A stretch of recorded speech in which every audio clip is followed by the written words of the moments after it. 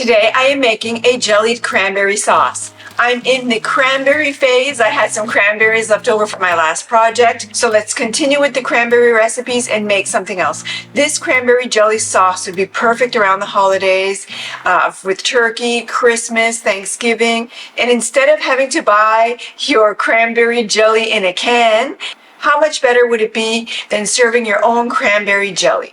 In the spirit of keeping this in the same form as the canned version, what I'm going to do is I'm going to use a straight-sided jar, like this is a wide mouth jar, as opposed to a jar that kind of has like a neck to it, like these. So that way, hopefully, we'll be able to pop it out into perfect log if that's what people love.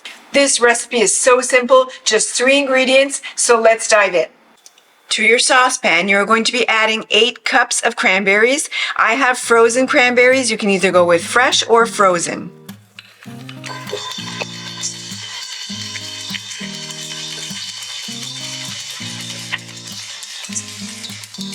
To your cranberries, you're going to add 3.5 cups of water. We're going to bring this to the stovetop and bring this to a boil, and we're going to let this simmer until all our cranberries have burst and are nice and soft, somewhere around 5 minutes.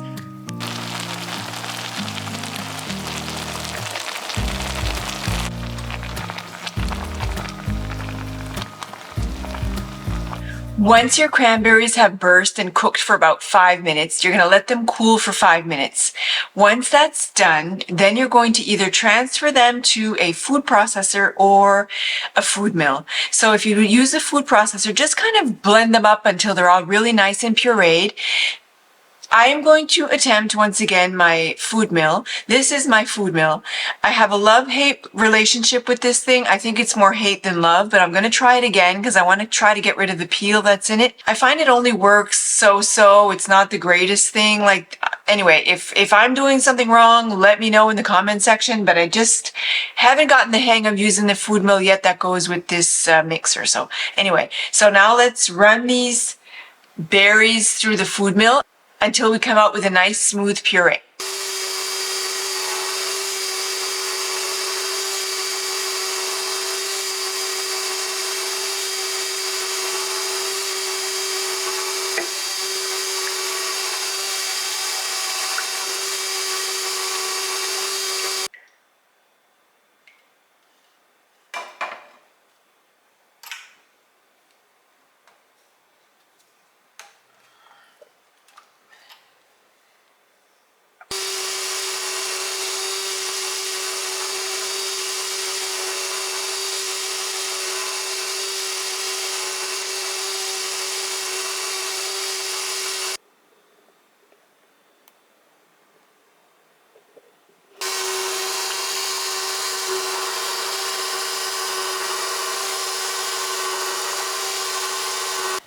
Okay, well, we got it done.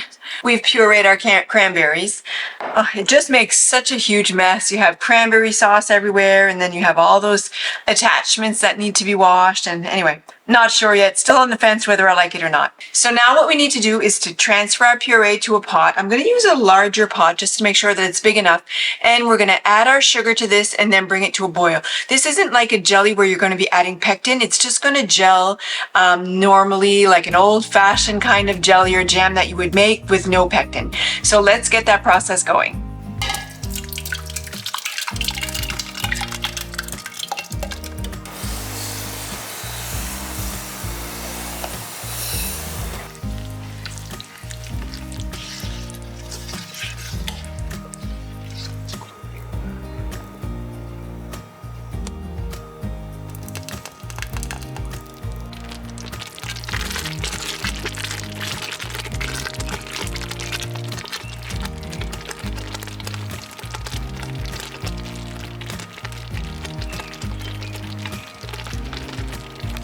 I think our jelly could be ready. And the way I'm going to test it is that you put like a little plate, like a little dessert plate or whatnot in your freezer and let it get cool.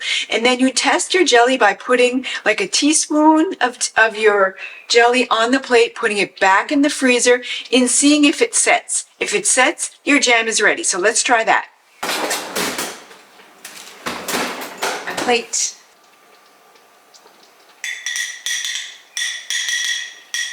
Let's set this in the freezer. Let's check our jelly. So you want to check to see if it's set. So you can either run your finger through and it's looking really set already. So I'd say our jam is done. Oh, very good. Okay, let's get this in the jar. All right, it's time to put our jelly into the jar. So what I've got my steam canner on my stovetop heating up with my jars inside. So we're gonna do that. This is gonna be steam canned, or if you don't have a steam canner, if you don't have the love of the steam canner like I do, you can water bath can this. The way you do it is you take your pot, you fill it with water. There has to be 1 inch of water on top of your jars. You bring that to a boil. Once it starts boiling, you time it for the same amount of time, and that's 15 minutes. So let's get going. Let's get our jelly inside of our jars.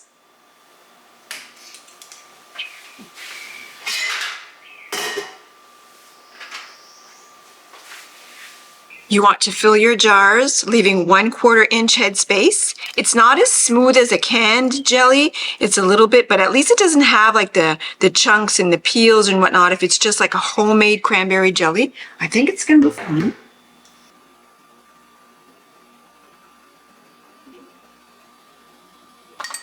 Can remove the air bubbles, adjust your jam in there. There shouldn't be too many bubbles, but be sure to wipe the rims of your jars well with water. This is going to be really sticky, so you want your jars to seal properly. Put your cap and your ring fingertip tight. Transfer it over to your canner and keep filling your jars. So I doubled the recipe thinking I'd get 4 jars because the recipe said 2 jars and I still only ended up with 3, but that's okay. 3 is better than none. So now we're going to process these jars. I'm using the steam canner like I said earlier, and the steam canner is kind of like a pressure canner but so much easier. It has a dial on the top, I don't know if you can see, and it has to go by your altitude as well. So I know that I need to get the dial into the dark green section for my altitude. Once it gets to that section on the steam canner in the dial, then I time it for 15 minutes. It's as simple as that. So all you have to do is put the cover on, bring up the heat, and wait for the dial to get in the section for your altitude. You process this for 15 minutes once it's at the proper range on your dial, or if you're water bath canning, once your water starts to boil, process this for 15 minutes.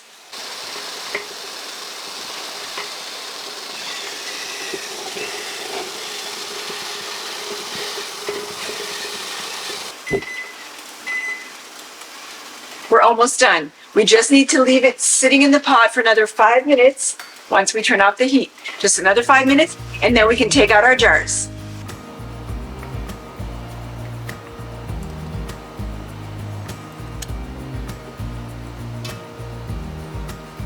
There you go. 3 perfect jars of cranberry jelly, cranberry sauce jelly, or cranberry jelly, call it what you want.